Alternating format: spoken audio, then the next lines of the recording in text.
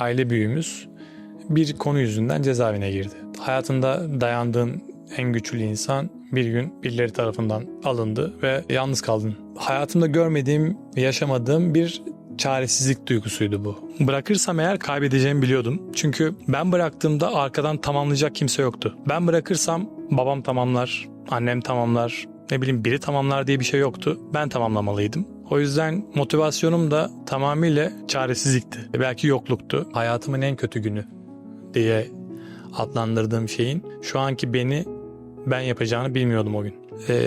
Bir olay var hayatımda. Bunu anlatsam mı ya? Bir sabah uyandığımda sağ ayağımı hissetmiyordum. Doktora gittim. Doktor düşük ayak olacağımı, işte bu ayağın zor döneceğini söyledi. Sinirlerim tamamıyla manipüle olmuştu ve ayağımı hissetmemeye başlıyordum. Buradan dönmesi çok zor diyorlardı. Abinin kaskı gördünüz mü? Bak düşse kassız olsa daha şey olur, anladın mı? Gerçekten yani çok kötü. İnsan hızlandıkça dikkat edebileceği şey sayısı çok azalır. Hayat mottom bu saatten sonra yavaşlamak. Çünkü hayatı yaşamak istiyorum. Olaya bak. Ha. Terimi sileceğim, ağlamayacağım.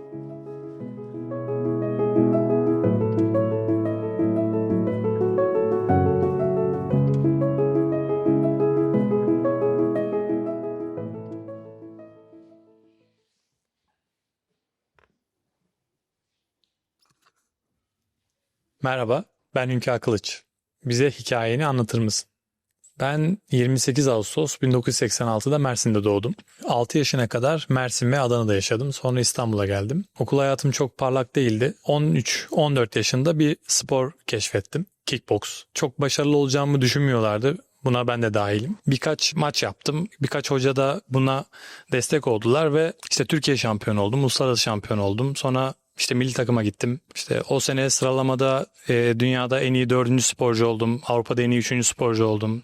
Türkiye şampiyonu oldum. Bu süreç içerisinde sakatlıklar yaşadım, çaresizlikler yaşadım, yokluk yaşadım. Antrenmana koşarak gittiğim anlar oldu. Antrenmanda param olmadığı için su alamayıp eve koşarak gidip su içmek için harcadığım zaman oldu. Trenle kaçak gittiğim zamanlar oldu. Bence hayatta yaptığın ve yaşadığın her şey seni sen yapıyor. Eksik, fazla, yanlış, doğru, hayatında ne yaşadıysan bugün ne oluşturuyor? Bugün ben hünkâr olabilmek için çok çaba sarf ettim. Çok çaresizlik yaşadım. Yaşamış olduğum problemlerin üstesinden gelme dürtüm her zaman şuna dayanıyordu. Bırakırsam eğer kaybedeceğimi biliyordum. Çünkü ben bıraktığımda arkadan tamamlayacak kimse yoktu. Ben bırakırsam babam tamamlar, annem tamamlar, ne bileyim biri tamamlar diye bir şey yoktu. Ben tamamlamalıydım. O yüzden motivasyonum da tamamıyla çaresizlikti. Belki yokluktu. Tecrübeme binaen söylüyorum. Hayatınızda yaşadığınız çaresizlik, olumsuzluk ne varsa onlarla yıkılmaktansa onları bir basamak olarak kullanıp kendinizi yukarı atmalısınız. Evet, ilk kartımızı cevapladık diye düşünüyorum. Şimdi ikinci kartıma geçiyorum. Yorulduğun anlarda dinlenmen mi yoksa devam etmen mi gerektiğini nasıl anladın? Bir kamp için Hollanda'ya gitmiştim. Belki dünyanın en iyi dövüşçülerinin olduğu bir kamptı. Max Gym'di. Max Gym benim branşımdaki dünyadaki en iyi dövüşçüler orada antrenman yapıyordu, kamp yapıyordu. Oradaki kampa katılmıştım. Ufak kendime bir oda tutmuştum. Sabahları sırt çantasıyla antrenmana gidiyordum. Bir gün bir antrenmana girdiğimde Mike beni koşu bandına çıkarttı ve hızı 16'ya aldı. 45 dakika boyunca koşturdu beni. Şöyle söyleyeyim, o kadar zordu ki 15. dakikada elim ayağım bir tutmuyordu artık ve bırakacaktım. Yani zihnim ve bedenim bırakmıştı. Ama ruhum diyordu ki mücadele etmen lazım. Çünkü o gün orada bırakırsam belki kamptan gönderecekler beni, belki istemeyecekler. %99'da istemeyeceklerdi. Çünkü kimse pes edeni sevmez. Kimse bırakanı sevmez. Hani bir laf var ya, parasız adamı ve başarısız insanı sadece annesi sever. Yani bence benim annem de beni sevmezdi bu durumda. Ben kendimi sevmezdim çünkü. O yüzden o günkü mücadelem her şeyden önce kendimleydi. O yorulduğum anda dinlenmek, bırakmak çok istedim belki ama hayatımda bir şeyleri kazanabilmek için devam etmem gerektiği dinlenmemden daha değerliydi. Durmamdan daha değerliydi. O gün Belki bırakmamam bugün beni ben yapan şeylerin arasında en önemli yarım saatlerden biriydi. Vazgeçmek senin için ne anlama geliyor? Vazgeçmek demek yenilmek demek benim nazarımda. Çünkü insan vazgeçtiği zaman yenilir. Ve ben hayatım boyunca hiçbir zaman yenilmedim. Bir şeyleri kaybetmiş olabilirim, maç kaybetmiş olabilirim ama hiçbir zaman vazgeçmedim. Bugüne ulaşmak için hep çabaladım. Kaybettiğim şeylerde bile kazanımlar elde ettim. O yüzden vazgeçmek benim gözümde yenilmek demek. Korku duyduğun anları atlatmanı neler sağladı? Hayatta herkes korkar. Korkusuz insan yoktur. Sadece korkularını yöneten veya yönetemeyen insanlar vardır. Ben bir dönem korkudan besleniyordum hayatımın içerisinde. Çünkü korku beni o ana getiriyordu ve dinç tutuyordu. Korku duyduğum anları o duyguyu yönetebilmek, yönetmek üstesinden gelmemi sağladı. Bir de korku duyduğumda beynimin ve zihnimin, zekamın daha iyi çalıştığını fark etmiştim. Aslında bir dönem korkudan beslendim diyeyim. Korkularını her zaman aşmayı mı denedin yoksa onlarla yaşamayı denedin mi? Yani biraz önce dediğim gibi korkularımı sevdim. Çünkü korkularım beni yaşattı ve daha iyi düşünmemi, onlarla mücadele nasıl edebileceğimi öğretti. Ve o yüzden korkuyu seviyorum. Korkmayı seviyorum. Her zaman aştım korkularımı. Ama onlarla da barıştım. İnsan bir şeyi kabullenirse üstesinden gelir. Kabullenmez, kaçarsa üstesinden gelemez. Korku da onlardan biri. Yaşadığım her olumsuz anı, her yaşayacağım korkuyu kabullenerek üstesinden geldim. Mesela şöyle bir örnek vereyim. Dövüşüyorum, maça çıkıyorum. Maçta ölebilirim. Kaburgam kırılabilir, burnum kırılabilir. Bu bir korku. Yani ölüm korkusu, vücuduna zarar gelecek korkusu. Bunun üstesinden onu kabullenerek, yani o gün ölebilirim, evet ölebilirim. Kaburgam kırılabilir, burnum kırılabilir, okey. Buna da okeyim. Bunun üstesinden tüm bu olabilecek olasılıkları kabullendiğim için gelebildim. Başarıların artarken geride bıraktığın şeyler oldu mu? Oldu. İlk başta başarılarım artarken hünkârı geride bırakmıştım. Çünkü insan bir şeyleri sahip olduğunda, üstesinden gelmeye başladığında, başarılara sahip olmaya başladığında ilk kendi benliğinden uzaklaşır ve maneviyatından uzaklaşır. Ego ve nefs duygusu insana başka düşüncelere götürür. Başarılarım artarken onları bıraktım geride. Daha sonra onları bıraktığım yerde geri aldım, geri buldum. Nasıl söyleyeyim size bunu? Onlarsız hiçbir yere gidemeyeceğimi düşündüm. Yani kendimsiz, bu çok derin bir konu belki ama kendim olmadan hiçbir yere gidemeyeceğimi ve kendim olmadan başarılarım da devam etmeyeceğini düşünerek dönüp geriye onları aldım. Ama başarı bence bir bütün. Hayatındaki her şeyle beraber başarılı olmak, tüm olasılıklarla başarılı olmak, onlarla beraber olmak. O yüzden de tek bıraktığım şey geride kendimdim. Sonra gittim onu aldım. Şu an onunla beraberiz. Kazandığım bir zaferin arkasında görünmeyen en büyük mücadele neydi? Yine kendimle mücadele ettim. Ben bir yoldayım, bir yolculuktayım ve bu yolculukta yaşayacağım her şey benim için. Ve beni o başarıya, zafere taşıyan şey o yolculuğun içinde yaşadıklarımdı. Oradaki en büyük mücadeleyi kendimle verdim. Bana benden başka hiçbir şeyin zarar vermeyeceğini keşfettim. Dışarıdaki hiçbir şey ben istemediğim sürece bana zarar zaten veremez. Kimseyle yarışmamaya başladım. Kendi versiyonumun en iyisi olmaya mücadele verdim. Kazandığım bir zaferin arkasında görünmeyen en büyük mücadele kendimi yenmekti. Bugün seni tanımalarına rağmen bilmedikleri içsel bir mücadelen var mı? 2019 yılıydı, 6 yıl olmuş. 6 yıl önce şöyle bir soru sordum. Neden varım? İnsanın kaderi, bu kader dediğimiz şey aslında yolculuk, yazılan dediğimiz şey var ya. Hani aslında ben onun bir misyon olduğuna inanıyorum. Bir misyon için var olduğumu düşünüyorum. O misyonu gerçekleştirmek adına içsel bir mücadelem var. Ve bunu bu noktaya gelmesi tabii ki birkaç hikayeye bağlı. Onlardan bir tanesi bundan belki bir 10 yıl önceydi. Bir maç için yurt dışına gittim. Maçta kaburgam kırıldı. YouTube'da da var o maç. İzlemek isterseniz bakabilirsiniz. Kaburgam kırıldıktan sonra döndüm. Bir ameliyat oldum. Bir bel rahatsızlığım oldu. Bir ameliyat daha oldum. Arkasından daha çok kendimle vakit geçirmeye başladım. Bu olaylar silsilesi çok ağırdı tabii. Hani şimdi burada çok kolay anlatıyorum. Hep bir şey söylerim. Bir şeyi ne kadar zor yaşarsan çok kolay anlatırsın. Çok zor bir dönemdi. O dönemde kendi kendime kalıp yaşamış olduğum o psikolojik geçişler, duygular beni daha sonra bunu sorgulatmaya itti. 2019 yılında da neden varımı sordum. Şu an içsel olarak bununla mücadele veriyorum. Hala veriyorum. Neden varım? Bence herkes kendine neden var olduğunu sormalı. Bir hayat mottom var mı? Aslında çok hayat mottom var. En önemlisi benim hayatımda ben bu kadar hayatın teferruatlandırılmaması gerektiğine inanıyorum. Daha rahat olmak gerekiyor. Yavaşlamak gerekiyor. Bazen de durmak gerekiyor. O yüzden hayat mottom bu saatten sonra yavaşlamak. Çünkü hayatı yaşamak istiyorum. Görmek istiyorum. İnsan hızlandıkça dikkat edebileceği şey sayısı çok azalır. Olay sayısı, insan sayısı çok azalır. Ben hayat mottomu yavaşlamak olarak söylemek istiyorum. Gücün ön planda olduğu bir yaşamda şefkati nerede buldun? Kendinde mi, başkalarında mı? Ben kendimde buldum. Hayatta insanı hüsrana götürecek en büyük duygulardan bir tanesi başkalarından beklenti içerisinde olması. Benim gücüm de kendime duyduğum şefkatten geliyor. Çünkü insan kendini sevmez, kendine şefkat duymazsa herkesin kolay olarak nitelendirdiği insan sıfatına dönüşür diye düşünüyorum. Benim başkasının şefkatine ihtiyacım yok, sevgisine ihtiyacım var tabii ki. Kendi adıma sevgiden beslenen biriyim, saygıdan ve sevgiden beslenen biriyim. Ama gücümü ve kendime olan özgüvenimi kendime olan sevgimden ve şefkatimden aldım. Yapamazsın düşüncesiyle nasıl başa çıkarsın? Yapamazsın düşüncesi genelde başkalarının senin üzerinde kurmuş olduğu bir manipülasyon yöntemi bence. Çünkü herkes yapamazsını kendi tecrübelerine göre söyler. Bence yapamazsın düşüncesi ilk kafama geldiğinde yapan nasıl yapmış derim. Bir şeyler yapılmışsa, varsa eğer ben de yapabilirim. İşte yıllar önce bir Avrupa Şampiyonası'ndaydım. 2012 yılıydı. Romanya Bükreş'te dövüşüyordum. İlk maçta Fransız'la dövüşüyordum. Dövüşürken onun dirseğine tekme attım ve ayak tarar kemiğim kırıldı.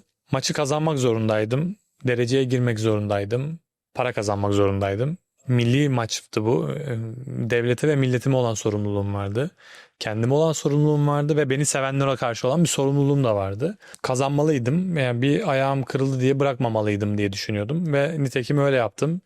Gece odada Kenan diye bir arkadaşım vardı, o da arkadaşım. Kenan'la beraber ayağıma buzlu su yapıp sabaha kadar sonra plaster yaptık ve böyle bir alçı gibi yaptık. O ayakla ertesi gün İsrail'le yaptım hatta maç. O maçı da kazandım. Arkasından bu maçla beraber dereceye girdim. Avrupa üçüncüsü olmuştum. Üçüncülüğünü almıştım. Arkasından o ayakla tekrardan devam ettim. Bir Rus'la dövüştüm. O maçı kaybettim. Dereceye girmiştim ama. Benim için orada önemli olan tabii ki şampiyonluktu ama derece almaktı. Düşünsenize oraya gidebilmek için onun üzerinde maç yaptım. Ayağım kırıldı diye o gün vazgeçseydim bugün Avrupa üçüncüsü değildim. Hiçbir şeydim. Sadece Türkiye şampiyonuydum. Ama devam ettiğim için Avrupa üçüncüsü oldum ve bir ünvan aldım kendimce. Benim için orada dünya şampiyonluğundan belki en büyük şampiyonluktan daha değerliydi bu. Çünkü o an herkesin hayır yapamazsın bırak dediği yerde ayağımın kırılmasından ötürü yaşadığım olumsuzluğun üstesinden gelip devam etmek bana çok büyük bir ders oldu ve hayatımın geri kalanında da bırakmamam gerektiğini belki bu olay çok büyük etkenlerinden biri. O yüzden de yapamazsın düşüncesi benim hayatımda yok. Sadece yapmak gerekli mi gereksiz mi onu kontrol ederim zihnimde ama kimseye danışmam. Hayatım boyunca da çok kişiye belki sormuş olabilirim. Belki başkalarının yapamadığından tatmin olup kendi yapacağımı görmek bana daha büyük haz veriyor diye insanların yapamazsın düşüncesiyle yüzleşmiş olabilirim.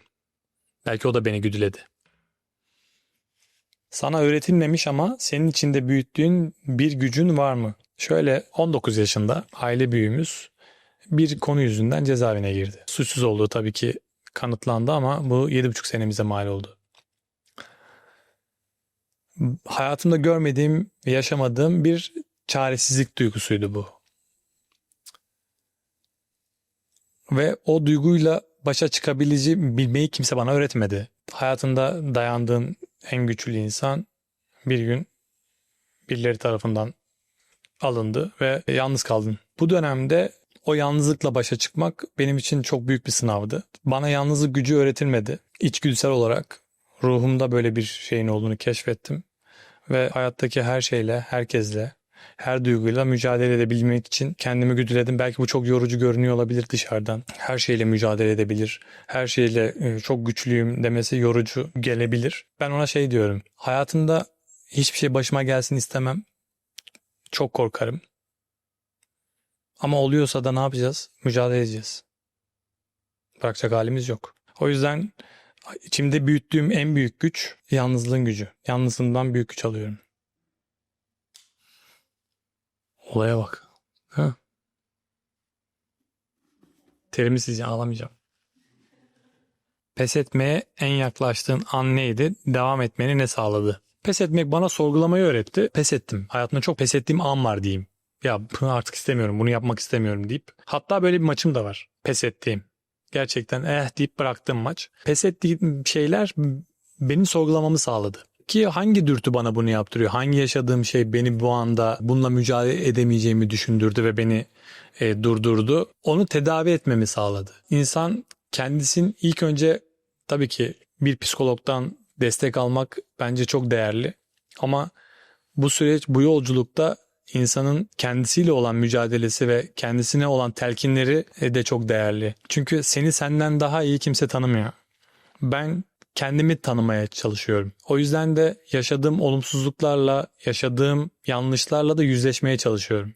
Yani kendime başka bir perspektiften bakmaya çalışıyorum. Başka biriymiş gibi kendimi görmeye çalışıyorum. Dışarıdan kendime özellikle bazı anlarım var.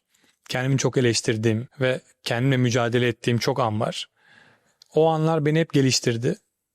Yani pes etmek, kaybetmek gibi görünse de aslında ben onu bana bir katkıya çevirip neden pes ettiğimi ve hangi duygu bana bunu yaptırdığıyı çözüp hayatıma bir katkı sağlaması için mücadele verdim. Kaybettiğin ama büyümeni sağlayan deneyimin neydi? Babam.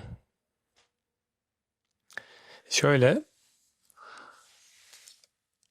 babamı kaybetmedim. Babam yaşıyor. Ama olaylar olunca onu kaybettim. Yani gücü kaybettim. Bir dağı kaybettim. O mücadele benim büyümemi sağladı. Büyürken çok zorlandım.